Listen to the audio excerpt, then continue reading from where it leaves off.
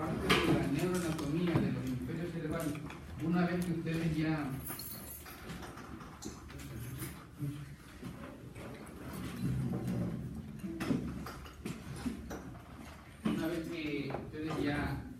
han visto el esquema, el esqueleto del sistema nervioso central, nosotros vamos a ver todas las fibras, porque el cerebro es muy complejo.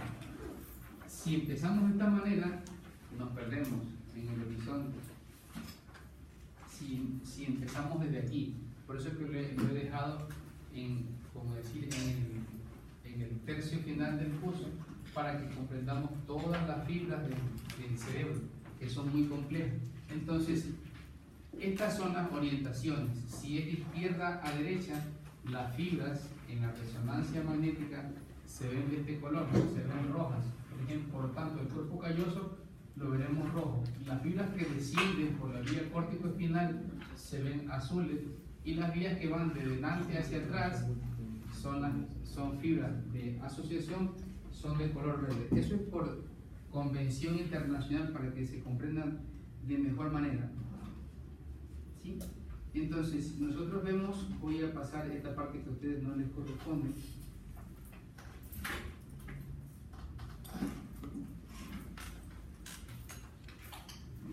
En la tractografía, ¿cómo se clasifican las fibras del cerebro? ¿Cómo se clasifican? Yo me voy a, ustedes ya me van conociendo, y las preguntas que yo voy a hacer son las que me voy a detener.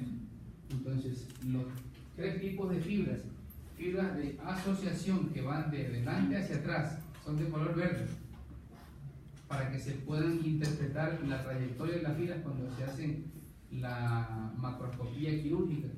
Son de color verde las fibras que van de delante hacia atrás. Las fibras comisurales o de conexión interhemisférica son rojas, y las fibras de proyección que descienden son de color azul. Es la dirección, no dice el sentido, si es de arriba abajo, simplemente son así, de arriba abajo o de abajo arriba. Si son así, pueden ser de derecha a izquierda o izquierda a derecha, y las de asociación pueden ser de delante a atrás o de atrás hacia adelante. ¿Sí? Entonces, vamos a... ¿Cuáles son esas fibras de asociación? Vamos a ir hablando varias fibras de asociación que son extremadamente importantes en la neuroanatomía. Fascículo longitudinal superior e inferior, fascículo fronto-occipital superior e inferior, fascículo pulsinado, el cíngulo. Son varias fibras de asociación que las vamos a ir repasando paulatinamente. Esto lo voy a repetir muchas veces, por tanto tiene interés para el examen. Voy a repetir muchas veces. Entonces vamos a ver. Cuando nosotros hicimos esa explicación de la cara externa de los hemisferios cerebrales, vimos lo que ustedes están viendo en ese momento aquí: dos grandes surcos o cisuras, la que es casi vertical, que es la de Rolando, y la que es casi horizontal, la de Silvio. Obviamente aquí esta es una pieza macroscópica de un cadáver humano que se ha sacado a la dura madre, y tenemos aquí el Silvio y el Rolando. Detrás del Rolando la circunvolución post-rolándica, que es sensitiva, ¿verdad? Y por delante la prerolándica que es motora. Tenemos aquí los opérculos que ustedes han repasado, la circunvolución temporal superior. Donde acaba el Silvio está el giro supramarginal, y donde acaba la cisura temporal superior tenemos la circunvolución angular. Ahora, quiero que estén atentos ustedes en esa imagen, porque no les hice una pregunta que les ofrecí que les iba a hacer, que en transparencia, ¿dónde ubican cada estructura? Aquí vamos a poner, miren, en transparencia, y les voy a decir la pregunta que le iba a hacer. La punta del asta frontal de los ventrículos laterales, ¿con qué estructura se correlaciona por transparencia? Y miren, tenemos la circunvolución frontal inferior, la pars triangular y la pars opercular. Es muy importante que por transparencia vayamos comprendiendo eso. Entonces, eso es lo mismo que lo que está aquí, y es lo mismo. Entonces nos vamos a ir ubicando en transparencia dónde están los ventrículos. Miren, dónde está el asta temporal de los ventrículos. Está en esta zona el asta temporal de los ventrículos, el asta frontal de los ventrículos. ¿Dónde está el asta occipital de los ventrículos laterales? Miren, está más o menos entre el giro supramarginal y el giro angular. ¿Sí? ¿Se va comprendiendo eso? Para ir avanzando paulatinamente. Entonces, estamos aprendiendo la neuroanatomía tridimensional, que es una parte que es difícil de comprender, pero que ustedes en este momento creo yo que ya están en capacidad de ir captando la información. Entonces, esto es la superposición, la transparencia de los ventrículos laterales sobre la corteza cerebral. ¿Alguna pregunta aquí? ¿No? Sigo. Cuando nosotros vamos volviendo a esta imagen, cuando esa imagen se diseca después de un proceso de congelamiento, primero se congela el cerebro de forma íntegra, sin la dura madre, se congela unas 2 semanas a menos 20 grados centígrados, y después de que se descongela, se lo mete en alcohol. En el momento que se mete en alcohol, la corteza cerebral se empieza como a cristalizar, y uno lo puede ir sacando como con una pequeña espátula. Entonces se queda solamente la sustancia gris, y eso permite el estudio de las fibras. En otras palabras, es como cuando el río se seca y abajo se forma el lodo, cuando viene el sol lo cuartea, entonces eso puede salirse con facilidad. Entonces toda la sustancia gris empieza a salir con facilidad, y es lo que vamos a ver aquí. Se va entendiendo, ¿no? Entonces aquí vamos sacando la sustancia gris, y quedan unas áreas como panales, los panales de abeja o trabeculadas, y ahí podemos entender y comprender la anatomía de la fibra. ¿Qué importancia tiene eso? O sea, a mí, ¿qué me interesa que me rompa la cabeza de estudiar eso? Tiene importancia porque son fibras que se conectan unas áreas con otras áreas, de forma tal que yo puedo hablar con el área motora y ustedes pueden estar comprendiendo lo que yo estoy hablando. ¿Sí? Área sensitiva, área de Wernicke. Entonces aquí vamos a ir viendo las diferentes áreas y los diferentes fascículos que existen, que conectan las estructuras corticales a nivel subcortical. ¿Sí? Entonces, si esto fuese la corteza, en otras palabras, si esto que está aquí, este material es la corteza, si tuviésemos cables que conectan esta parte de la corteza con la parte que está acá, estas son las fibras que vamos a repasar y que vamos a estudiar. Entonces tenemos diferentes fascículos que los vamos a ir estudiando paulatinamente, y tenemos fascículo longitudinal superior. Fascículo longitudinal superior tiene 3 diferentes fibras: la número 1, la número 2 y la número 3, y esos fascículos longitudinales superiores conectan áreas parietales con áreas frontales y áreas temporales. Vuelvo a insistir, yo me voy a detener en las cosas que yo les voy a preguntar. Me interesa que no se agobien, sino que vayan aprendiendo paulatinamente.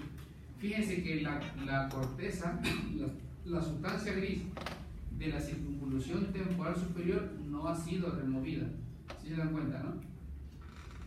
Se dan cuenta que aquí, esta circunvolución temporal superior, la sustancia gris no ha sido removida.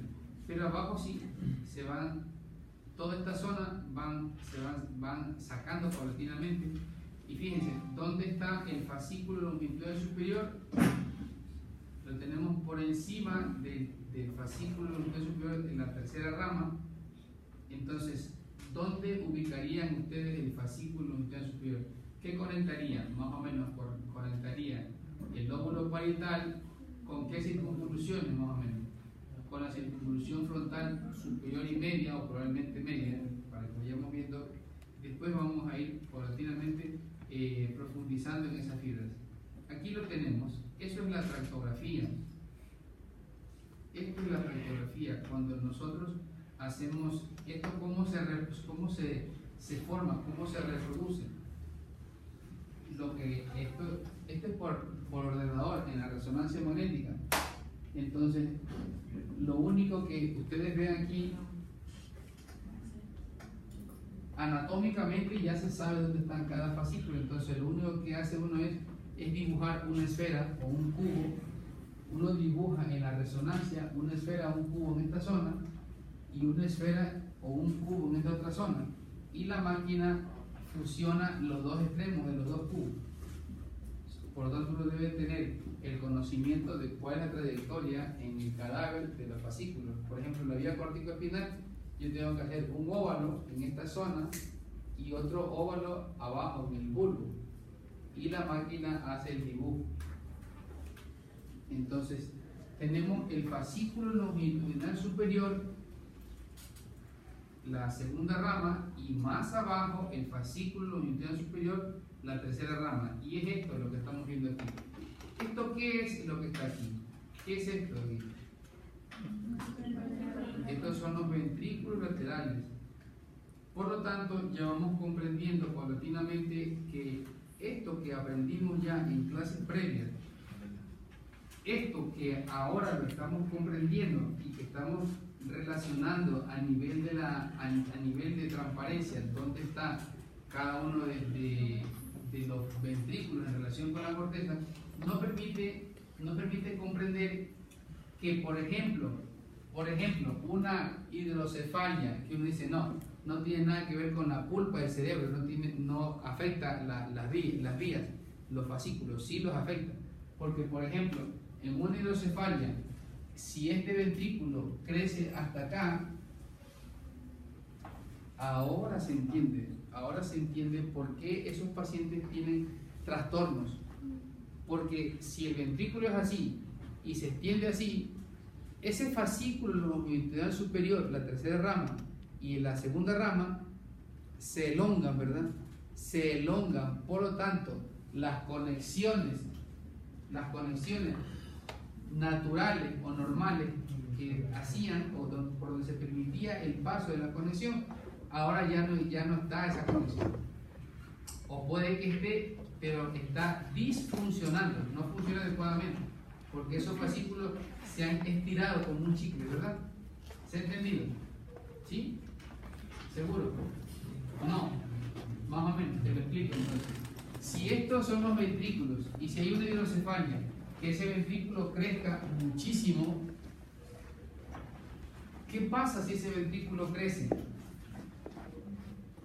Y aquí están estas fibras. Es como que tú hagas así. Muy bien, se estira.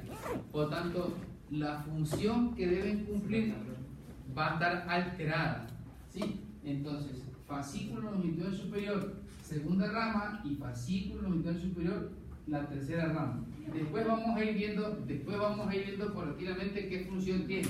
Ahora lo que me interesa es que aproximadamente ustedes lo ubiquen en el espacio. Primero que lo ubiquen y después vamos a ver qué función tienen cada uno de ellos. Ya, vamos paulatinamente. O sea, ahora vamos avanzando, pues ya les mostraré la primera rama.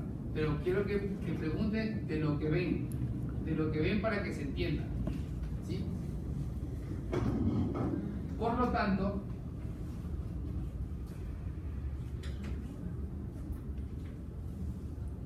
si esto fuese un ventrículo lateral y aquí está la línea media, están atentos todos. Si esta es la línea media y esta es la corteza, aquí tendríamos la segunda rama del fascículo longitudinal superior y más o menos por aquí tendríamos la tercera rama, ¿sí? ¿Verdad? ¿Se ha entendido? ¿No? ¿Alcohol? No. Vamos a seguir. Vamos a seguir.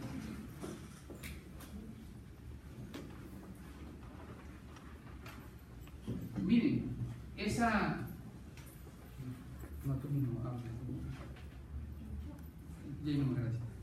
Miren, esa misma Gracias, amigo.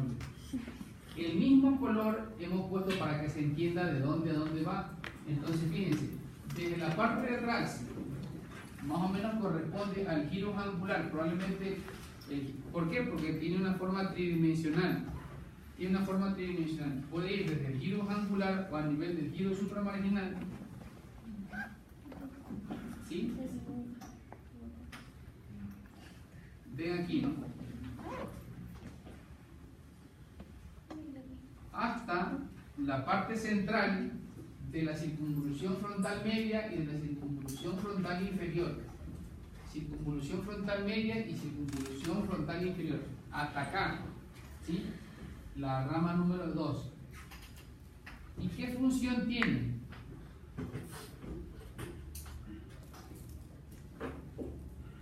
¿Qué función tiene esa rama? Esa rama lo que le va a permitir al ser humano es hacer como una imagen tridimensional de todo lo que está viendo. Entonces, toda la parte visual y la parte oculomotora. Entonces, ahí nosotros vamos a encontrar fibras que se van a relacionar con la vía córtico-vulvar, con la vía de la corteza córtico-vulvar con los núcleos oculomotores y también con el segundo par craneal. Son fibras ya especiales, son vías de un nivel mucho mayor. Entonces, aquí lo que me va a interesar es eso, ¿qué sucede si un paciente tiene hidrocefalia? Probablemente ese paciente no comprenda las imágenes que está viendo o no las pueda asociar adecuadamente las imágenes que está viendo desde el aspecto visoespacial.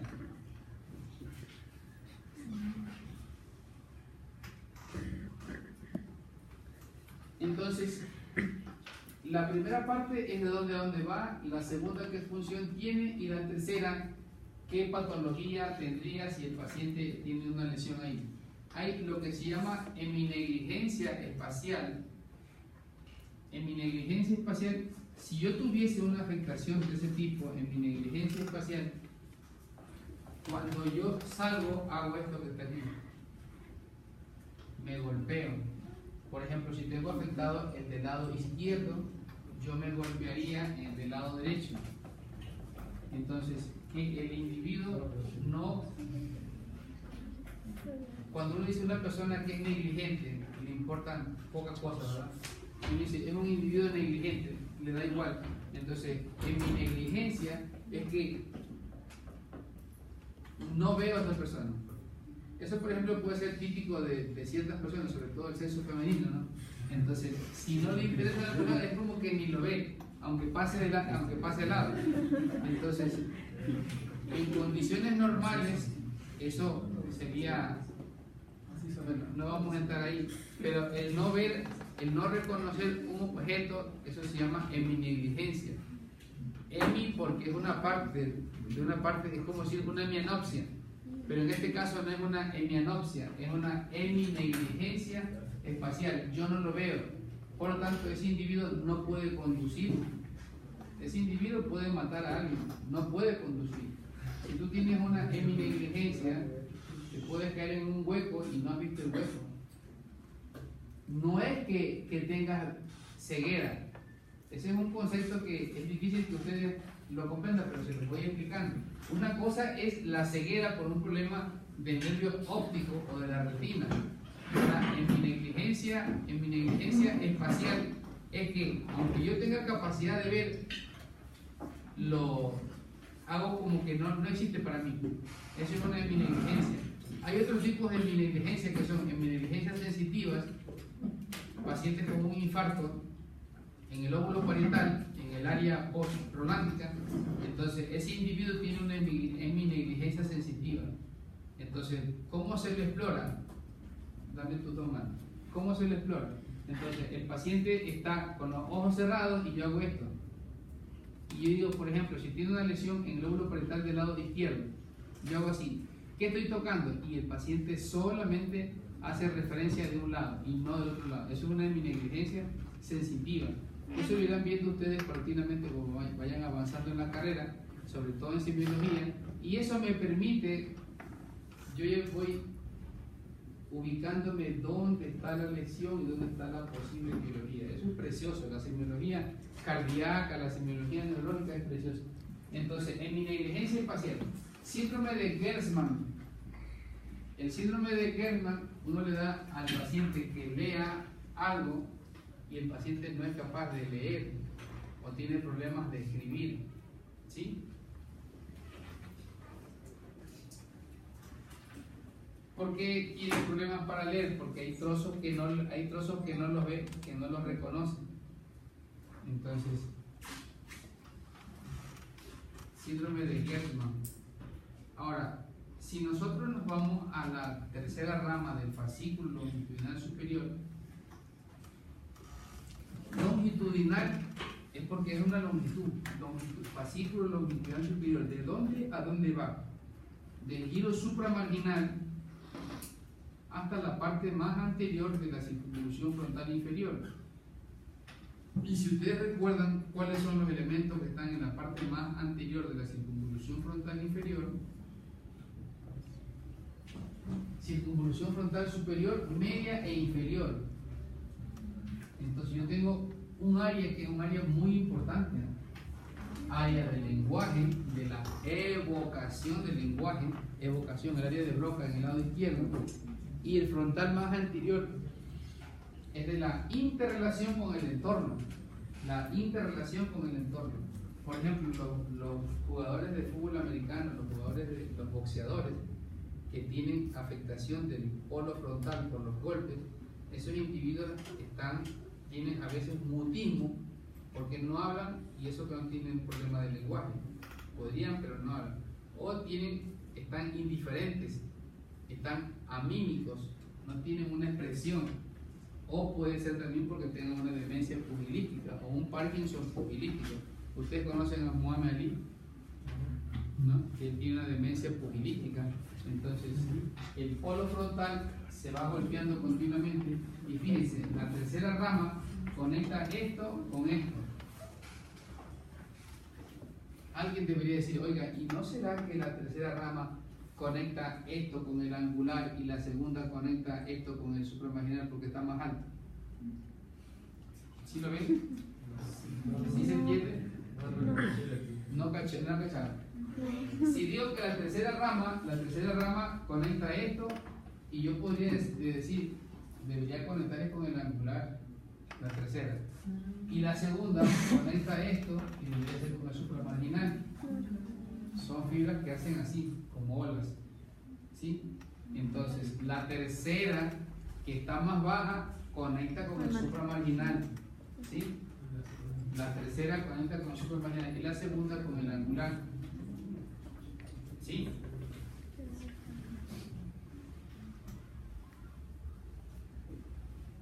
Por lo tanto, si la tercera conecta el supramarginal con el anterior, ¿qué problemas podríamos tener? ¿En qué trabaja ese fascículo longitudinal superior? En la articulación de la palabra, en el working memory, que es la memoria. Working memory es memoria de trabajo, ¿sí? Es la memoria de trabajo. Otra cosa es memoria remota. ¿A qué se llama memoria de trabajo? Memoria de trabajo es, por ejemplo, ¿quién de ustedes aprendió a andar en bicicleta solito? La mayoría nos enseñaron, a la mayoría nos enseñaron. Tal vez hay algunos que aprendió solito, pero el ejercitar, que digan, mira, haz así, eso es la memoria inmediata. Por ejemplo, cuando ustedes aprendan a suturar, esa es memoria de trabajo, working memory.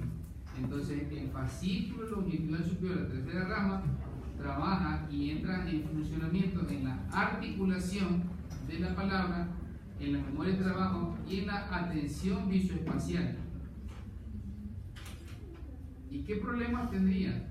Así también como el anterior, en mi negligencia espacial, disartria y anartria, por obvias razones, porque conecta el área de la circunvolución frontal inferior. Tendría disartria y anartria. ¿Qué es la anartria? Disartria igual a hablar como un ebrio. Disartria hablar como un ebrio, porque como es articulación, yo no puedo articular adecuadamente la palabra. Eso es disartria. Y anartria es como que te amputan la lengua. Anartria, no puedes articular. No puedes articular la palabra. ¿Sí? ¿Sí? ¿Hasta ahí se entiende?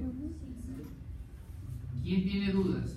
Es preferible que levanten la mano 20 veces ahora. En el momento de... Yo, por respeto, cada quien sabe, pero hay 3 que yo tengo preocupación de las notas. Entonces tienen que ponerse pilas y preguntar ahora, hablar ahora o callar para siempre. Esto es como una boda. Hablen ahora o callen para siempre. Porque este es el momento, está bien esa pregunta, ¿qué es una disartria? ¿Qué es una disartria? ¿Qué es una anartria? Disartria igual una persona que está ebria.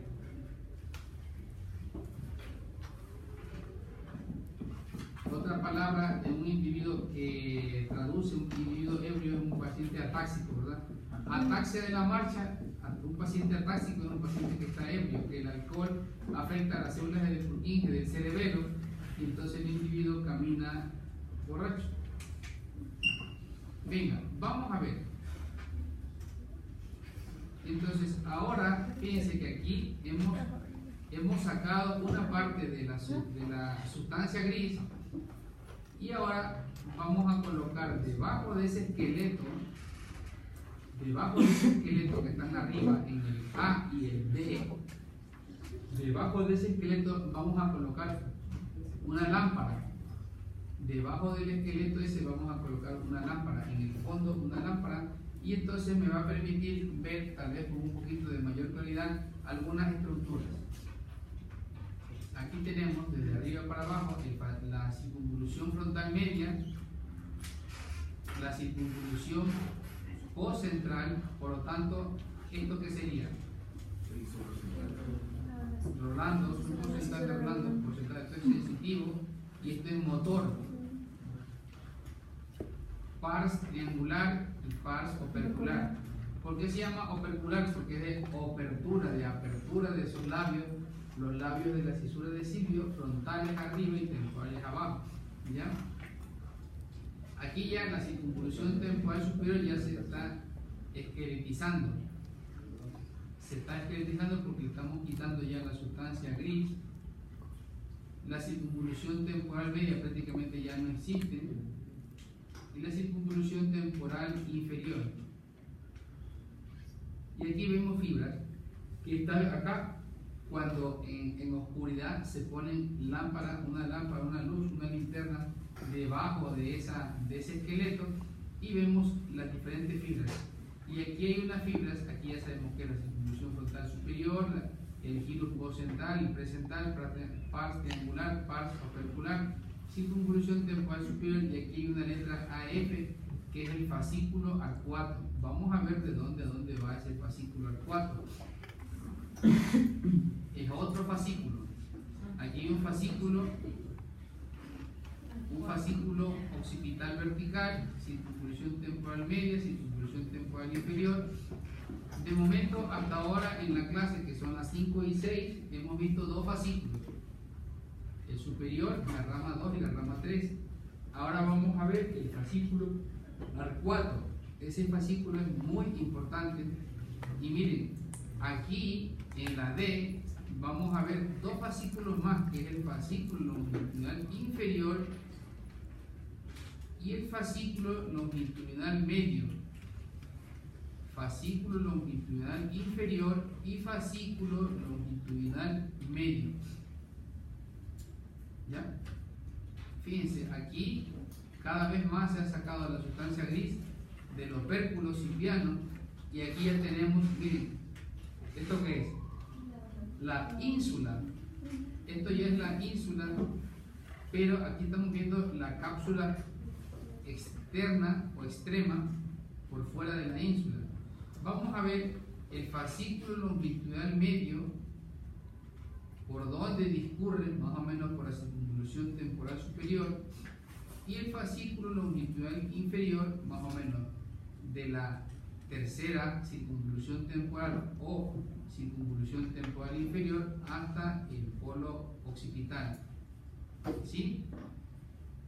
Voy a avanzar y voy retrocediendo.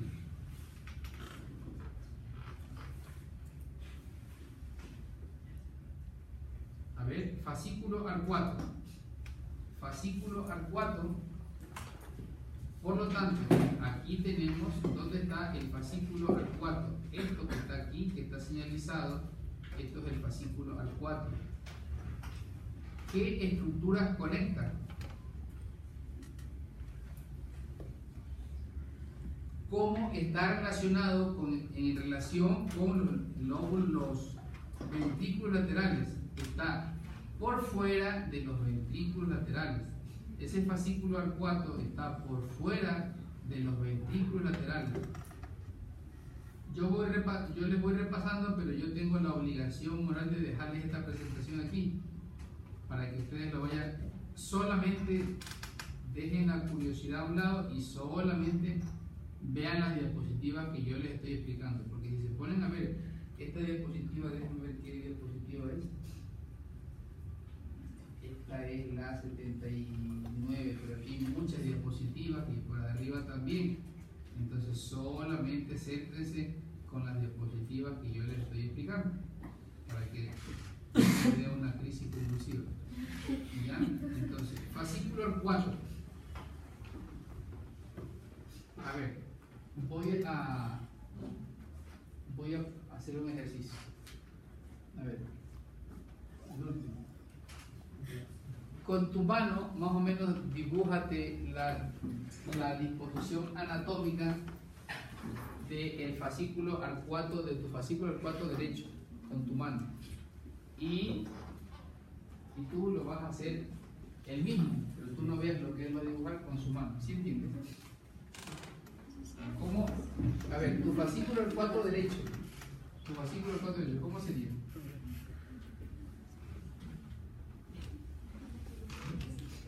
El fascículo arcuato derecho, si este es el frontal y este es el temporal, debería estar así, ¿no? ¿Verdad? Es como una herradura hacia afuera, ¿verdad? Así estaría. Ah, muy bien, para que se vayan ubicando. Porque aquí está la oreja, ¿verdad? Aquí está el lobo fuerte. Esto es el fascículo arcuato. En otras palabras, ¿ya? Muy bien, ¿verdad? En otras palabras, iría de adelante hacia atrás, ¿verdad? El fascículo arcuato. De adelante hacia adentro, ¿verdad?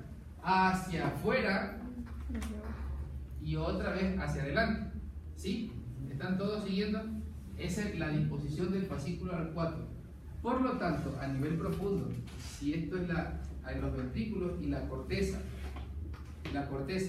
quiero que vayan pensando en 3 dimensiones y el fascículo arcuato vendría así, ¿verdad?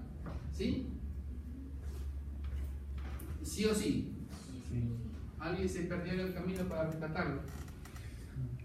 ¿Sí? ¿Lo entienden? Entonces va así o así. Este es un corte sagital de la resonancia.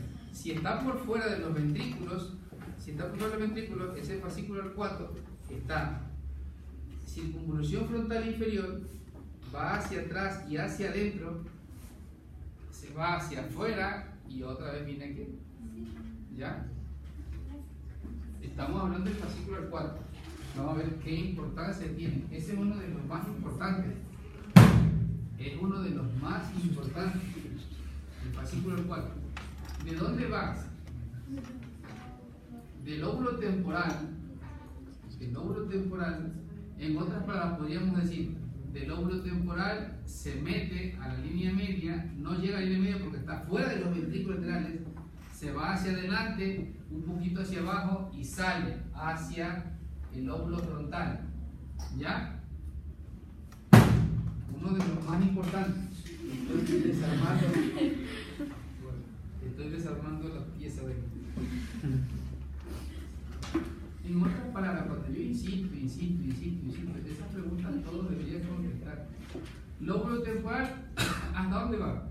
Hasta la parte central de la circunvolución frontal media y de la circunvolución frontal inferior. ¿Ya? ¿Qué función cumple?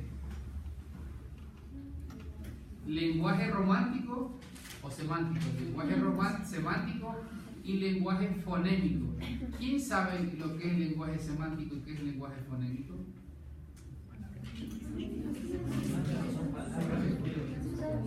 Semántico, el mismo sentido. Por ejemplo, si yo te digo electrodomésticos, tú vas a decir el mismo sentido. Vas a decir plancha, refrigeradora, microondas, licuadora. Es semántico. Por ejemplo, si yo te digo fonémico, tú vas a decir papá, pipa, pelota, Pedro, picapiedra, ¿verdad? Fonémico. A ver, di algo, entonces, eso es importantísimo, porque cuando uno explora al paciente, uno tiene que utilizar todos los artilugios para ir ubicando dónde está el problema. ¿Sí? Semántico, si yo te digo mamíferos, y si tú me dices águila, no. O sea, si yo te digo mamífero, tienes que decir perro, gato, hombre, delfín, ballena, gorila, ¿verdad? Eso es semántico. Si yo te digo aves, vamos a ver, aves. Pero que es semántico. Ave. Colibrí, ¿qué más? Porque si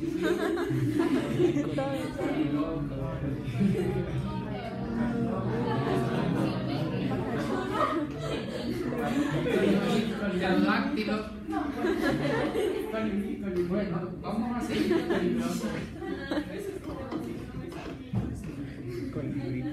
Entonces, ¿qué problema tiene ese paciente? Tiene una afasia. Afasia no es lo mismo que anartria o disartria. Anartria o disartria, eso es un problema de articulación. Anartria no articulo, es como que me hayan amputado la lengua. Disartria como un ebrio.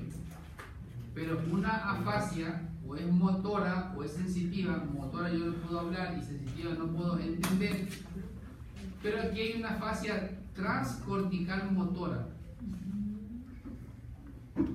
Una afasia transcortical motora. Todos ustedes el día de mañana van a traer, el que quiera ganar medio punto, 2 líneas en una hoja impresa. 2 líneas. Conceptos de afasia transcortical motora y de dónde sacan la información. ¿Sí? Ese medio punto les va a servir para el examen del día lunes. ¿Qué significa una afasia transcortical motora? Y mañana yo no voy a decir, a ver el deber. O sea, ya no son niños de escuela, ¿verdad? Ya no son niños que así.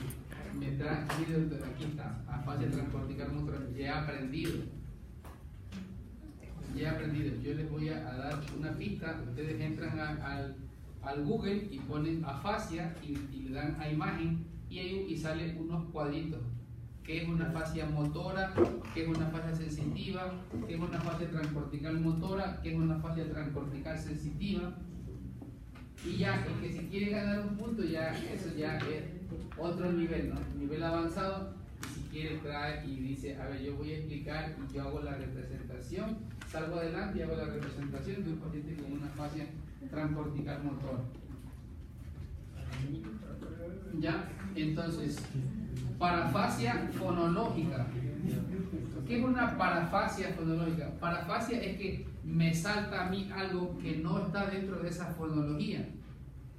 Por ejemplo, están atentos, me salta algo que no está dentro de esa fonología. Si yo te digo, por ejemplo, dime 10 palabras que empiecen con B.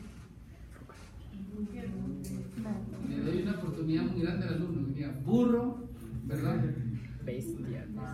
Y si me dice burro, Batman, batichica, ¿verdad?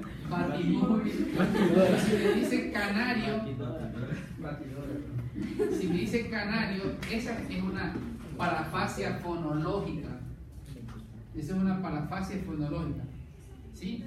Ustedes lo que vieron solo les ha servido para este momento. De aquí en adelante. Todo lo que vieron les ha servido para este momento. Esto es un antes y un después. Esto es muy importante. Entonces, semántica es el concepto de lo mismo, que yo te diga, a ver, vehículos con motor. Vehículos con motor, tú tienes que un avión, una motocicleta, un tractor, el batimóvil, ¿verdad? Ojo, que los conceptos de parafasia fonológica o parafasia semántica están en relación con el nivel cultural de la persona. Ustedes me van a decir, un individuo analfabeto que vive allá al fondo, allá lejísimo, y que tiene una parafasia fonológica, digo, pero si que es analfabeto y en su vida ha visto un avión, ¿cómo le vas a decir? ¿Verdad? Se entiende, ¿no? Todos lo entienden.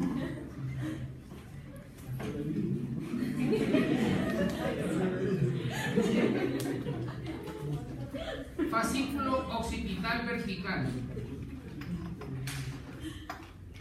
Ya el sentido común ya podría decirme más o menos qué función puede tener ese fascículo occipital vertical, ¿verdad?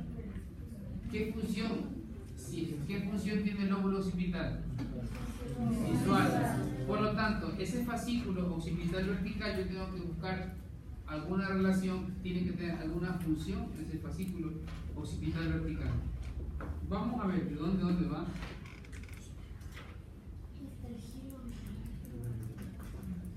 Va de la circunvolución occipital inferior y lateral al giro angular. Reconocimiento de objetos y lectura. Reconocimiento de objetos y lectura. Y me da un problema que me dice que se llama alexia pura. Alexia no puede leer.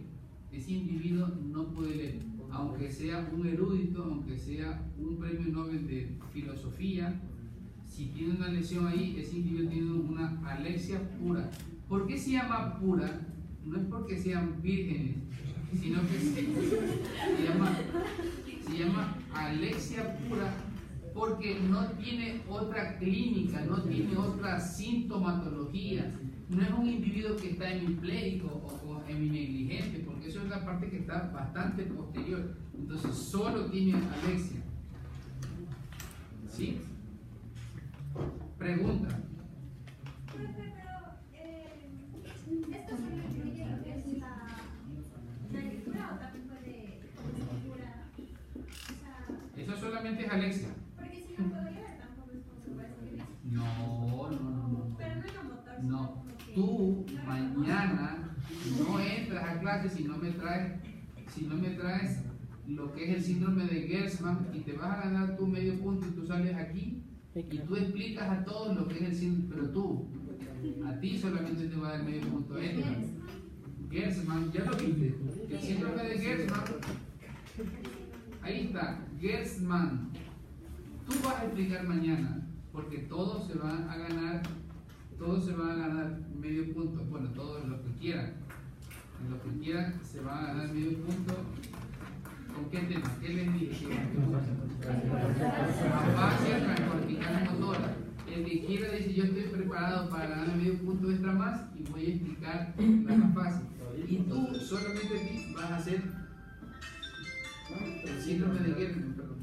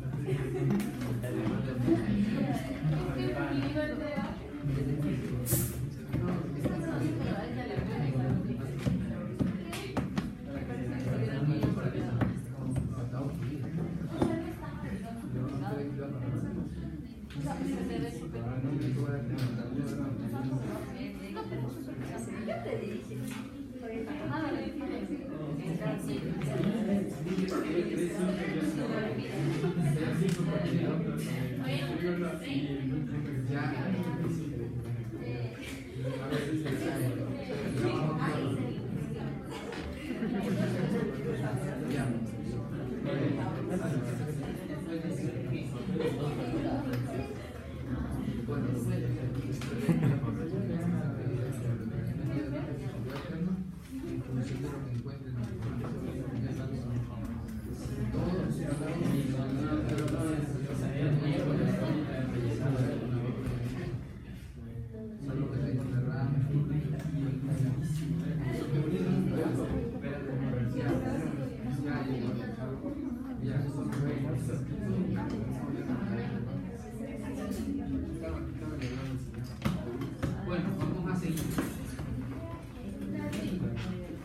Entonces, el fascículo occipital vertical va de las circunvoluciones occipitales inferiores y laterales al virus angular. Reconocimiento de objetos de lectura, alesia pura, de forma resumida.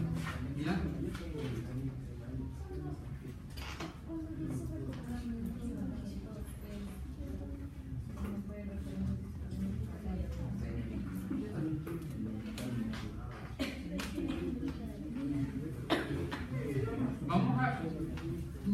Vamos a para atrás y ven dónde está el fascículo longitudinal medio.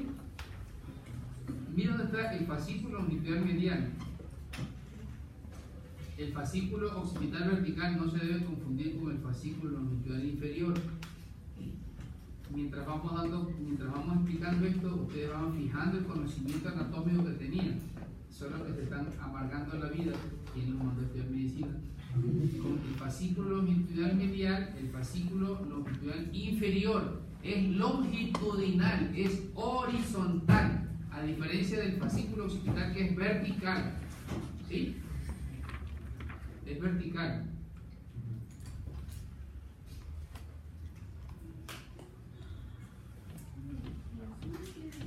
Fascículo longitudinal medial. Vamos a ver de dónde a dónde va. Ese fascículo está por dentro de los ventrículos o por fuera. Por fuera. De momento, todos los que estamos viendo están por fuera de los ventrículos. Ojo, de momento, todos los que estamos viendo están por fuera de los ventrículos laterales.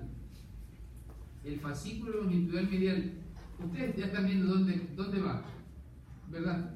No hace falta que yo puedo decir de entrada que va más o menos de la circunvolución temporal superior y media hacia arriba, parietal, parieto occipital. Polo temporal, giro angular y circunvolución occipital superior. ¿Sí? Sí.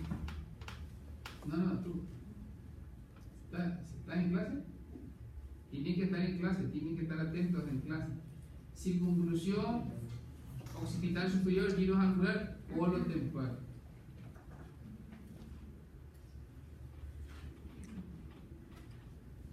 Procesamiento de las características espaciales del sonido. ¿Qué significa eso? ¿De dónde proviene el sonido? Muy bien, ¿de dónde viene ese sonido? ¿De dónde viene y qué características tiene este sonido? Por ejemplo, a ver, ¿de dónde viene? Vamos a pensar en este momento. A ver, si a ti, tú estás caminando, ¿verdad que enseguida procesas las características de ese sonido? ¿Ya? Si tú tienes interés, no te giras. Si no tienes interés, no te giras. Ese es un procesamiento de las características del sonido y también espaciales, porque si hacen el sonido, tú vas caminando y tú sabes de dónde viene el sonido, de lo delante, etc. Bueno, eso ahora ya no se estila. Ahora se estilan otras cosas que son menos personalizadas. Ahora me dice una de las residentes: oiga doctor, ¿qué hago? Se me han declarado por WhatsApp. Yo digo, es que no lo deberías ni mirar. Yo digo, porque, bueno, si alguien ha hecho lo mismo, eso me parece como una cobardía, o sea, totalmente impersonal. Y el hombre tiene que ser hombre, y que esas cosas. Y digo, mira, es que ni lo mires. Otra cosa es que un mensajito como para ambientar. No es una declaración. Entonces, procesamiento de la... Yo creo que no se van a olvidar, ¿no? Con ese desinhibido tú no te vas a olvidar, ¿no? No te vas a olvidar. Procesamiento de las características espaciales del sonido. Por lo tanto, si uno va caminando y atrás se chocan fuertemente dos carros, uno hace así, ¿no? Porque sabes de dónde viene y de las características, no solamente de dónde viene, sino qué características tiene. El día sábado yo fui con mis hijos a jugar un partido de fútbol y entramos a una finca y se me lanzaron así 5 perros. 5 perros. Yo me puse a la defensiva, sobre todo con los 2 más grandes, pero digo, los 2 pequeños que me voy a defender de los 2 grandes. Y el pequeño de la coja así saltó y ¡pam!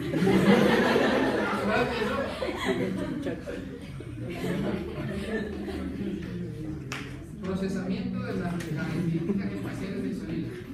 Entonces, ¿qué patología puede tener? Es desconocido. ¿Por qué se pone desconocido? Porque esa función tiene implicación con múltiples otras áreas. Por lo tanto, una lesión específica de ese fascículo podría pasar un poco inadvertido. ¿Por qué podría pasar inadvertido? Incluso por el carácter. Porque a lo mejor a mí es que ni me interesa, ¿verdad? Por ejemplo, un soldado que venga de una guerra, porque hay soldados que nunca van a la guerra, ¿no? Hay soldados que nunca van, están en el escritorio. Un soldado que venga de la guerra y que ha estado en misilazos, bombardeos, y se chocan 2 coches, es que a lo mejor ni le interesa, le da igual. Bueno, vamos a poner otra imagen, donde ustedes van a aprender otra cosa. Fíjense en el A. Centro semioval, corona radiata, cápsula interna. Centro semioval arriba, centro debajo de la letra A. Centro semioval, corona radiata, cápsula interna, pie de los pedúnculos, decusación de las pirámides, ¿ya? Eso todo es la vía córtico-espinal, ¿sí?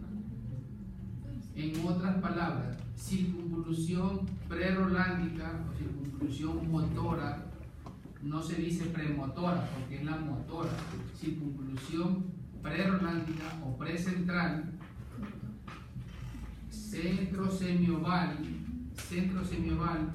corona radiata, cápsula interna, pie peduncular, decusación de las pirámides. Todo eso es la vía córtico-espinal. Entonces tengo aquí centro semioval, corona radiata. Aquí tengo ya el surco limitante superior. ¿Dónde está ese surco limitante superior? Ese surco, si esto es la ínsula, y esto es el valle silviano, ¿verdad? Esto es la corteza. ¿Están atentos? Si esto es la corteza, el labio superior, que es frontoparietal, el labio inferior, que es temporal, ¿verdad? Y aquí está la ínsula. Si yo abro esos labios, me encuentro con el surco limitante superior. Lo que está aquí alrededor de la ínsula es el surco limitante superior, surco limitante inferior. ¿Sí? ¿Se ha entendido? No es una cápsula. Sí. Es como que tú te muestran, tienes primitos, sobrinitos pequeñitos, que te muestran niños pequeñitos y te sacan esto, te dan en la cabecita. Esa parte es el surco limitante superior y el surco limitante inferior. ¿Ya? El surco limitante superior y surco limitante inferior. Putamen, cápsula externa. Y ahí nos están mostrando, fíjense, fascículo fronto-occipital inferior. Nos vamos amargando la vida. Fascículo fronto-occipital inferior. De lo que nos van interesando de momento. El fascículo arcuato, ya vieron ustedes. Un tema que se confunde 20.000 veces, es entre el fascículo longitudinal inferior y el fascículo occipital vertical. Pero también se confunde muchas veces entre el fascículo arcuato y el fascículo uncinado. Fascículo arcuato y fascículo uncinado. Menos mal yo les dejaré esto y ustedes van a repasar entre todos una vez, otra vez. Mañana volvemos a repetir y volvemos a insistir en esto que es muy importante, ¿ya? El fascículo uncinado, el fascículo frontal inferior van muy de la mano y los vamos a ir viendo paulatinamente. Miren, centro semioval, corona radiata. Aquí está la corona radiata. y el surco limitante inferior. Cápsula interna, fíjense que aquí ya vamos quitando. Antes teníamos la cápsula externa, extrema, aquí ya se ve parte del putamen, ven parte del putamen aquí, ¿verdad? Parte del putamen. Estamos yendo de afuera hacia adentro, ¿ah? Eso les va a permitir a ustedes que tengan un conocimiento mucho mayor en 3 dimensiones de dónde estamos y de qué estructura. Por lo tanto, es que era necesario y vital que ustedes aprendan la primera parte, ¿verdad? Una vez que ya quitamos el putamen, nos quedamos con la cápsula interna que está en D. Si le ven, está esqueletizada en D. Si la ven en D aquí, cápsula interna. Y se ven las radiaciones de la cápsula interna. Y arriba está la corona radiata. Y ven aquí que tiene forma como de esas ruedas antiguas de madera. La cápsula interna. Aquí tenemos globo pálido, surco limitante superior, fascículo uncinado, aquí también tenemos fascículo uncinado, fascículo fronto-occipital inferior, que ya la vamos a ir viendo mejor, de mejor manera. Otra vez corona radiata, fascículo fronto-occipital, fascículo uncinado, que lo vamos a ir viendo ya en las siguientes imágenes. ¿Ya? Fascículo fronto-occipital, fascículo longitudinal inferior, y de ahora vamos a ver después el fascículo uncinado. Fronto-occipital inferior y fascículo longitudinal inferior.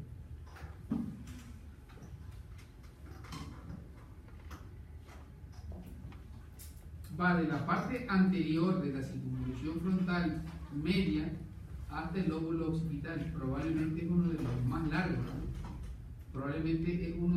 largos, fascículos. El fascículo fronto, por eso se llama fronto occipital. Y el fascículo longitudinal inferior. ¿Qué función tiene? También tiene una función en el proceso semántico y visoespacial. ¿Por qué? Porque está relacionando estructuras importantes, lóbulo frontal con lóbulo occipital, y proceso léxico-semántico, porque permite también comunicación intelectual frontal con la lectura, que yo entiendo la lectura a través del lóbulo occipital.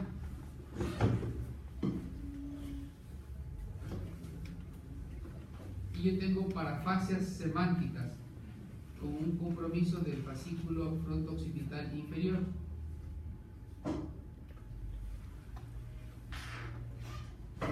El fascículo longitudinal inferior va del polo temporal. Imagínense si yo les hago una pregunta a ustedes: ¿qué fascículos empiezan o terminan a nivel del polo temporal? ¿Qué fascículos empiezan o terminan a nivel del polo temporal? Tendríamos que volver hacia atrás desde el comencipio, ¿verdad? Y tenemos aquí los dos, el fascículo longitudinal superior, nada, ¿verdad? El fascículo arcuato, sí, ese es 1. Fascículo arcuato es 1. El fascículo longitudinal medial, 2. El fascículo longitudinal inferior, 3. Del polo temporal al lóbulo occipital. Reconocimiento de objetos percibidos visualmente. ¿Por qué yo pongo reconocimiento de objetos percibidos visualmente? Porque yo puedo reconocer objetos por el tacto. Eso es reconocido por tacto, que es corteza post-Rolandi. Prosopagnosia. Prosopagnosia. ¿Qué significa la prosopagnosia? Es la incapacidad de reconocer objetos familiares, rostros familiares o famosos. Incapacidad de reconocer objetos familiares o famosos. Por ejemplo, si hoy por hoy entre ustedes hay alguno que no reconozca la imagen de el que fue y del que es presidente del Ecuador, o del que fue y del que es presidente de los Estados Unidos, en el nivel de ustedes que son universitarios tendrían una prosopagnosia. Pero un individuo que vive, que jamás ha salido de una zona rural, eso no es prosopagnosia. Prosopagnosia en ese individuo es que no reconozca a la abuelita o que no reconozca a un familiar. Agnosia visual. Agnosia visual es que yo no reconozco algo que ya conocía.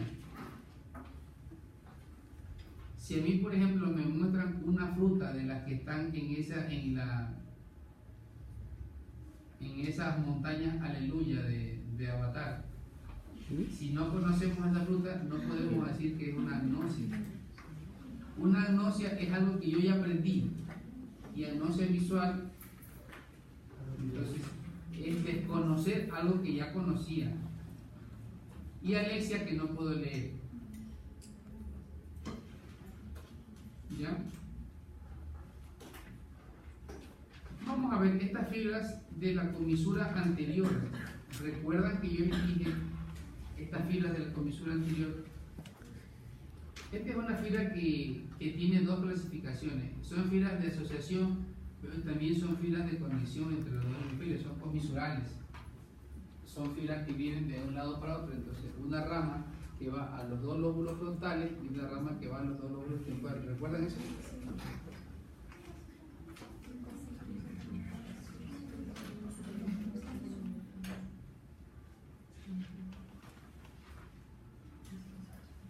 Otra que acaba en el polo temporal. Ahora ustedes van a comprender varias cosas. La destrucción del polo temporal da mucha sintomatología neurológica. La destrucción del polo temporal, por ejemplo, que se llama el polo del motociclista, que estalla contra el ala del efenoide en un mecanismo de aceleración, desaceleración brusco, ¿verdad? Si se daña el polo temporal, ese individuo tiene mucha repercusión neurológica en el momento de la exploración del polo temporal hasta el giro angular y la circunvolución occipital superior.